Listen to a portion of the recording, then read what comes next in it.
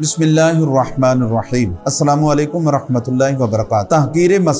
تحقیر مساکین یعنی غریبوں اور مسکینوں کو گھٹیا جاننا اور ان کی توہین کرنا۔ غریبوں اور مسکینوں کی تحقیر جو ان کی غربت یا مسکینی کی وجہ سے کی جائے۔ اگر غریب اور مسکین صرف اس وجہ سے یہ غریب ہے، یہ مسکین ہے، اس کی توہین کرنا، اس کی تحقیر کرنا، یہ تحقیر مساکین کہلاتی ہے اور یہ شریعت اسلامیہ کے اندر حرام ہے۔ اور یہ بھی باطنی مرض ہے کہ بندے کے چونکہ دل کے اندر یہ نفرت پیدا ہوتی ہے اس کے بارے میں، یہ بھی باطنی گناہوں میں سے یہ بھی ایک باطنی گناہ ہے۔ اللہ رب العزت 26واں پارہ سورہ الحجرات کی آیت نمبر 11 میں فرماتا ہے، یا ایھا الذین آمنوا لا یسخر قوم من قوم عسى ان یکونوا خیرا منهم ولا نساء من نساء عسى ان یکن خیرا منهن ولا تلمزوا انفسکم ولا تنابزوا بالالقاب بئس الاسم الفسوق بعد الایمان ومن لم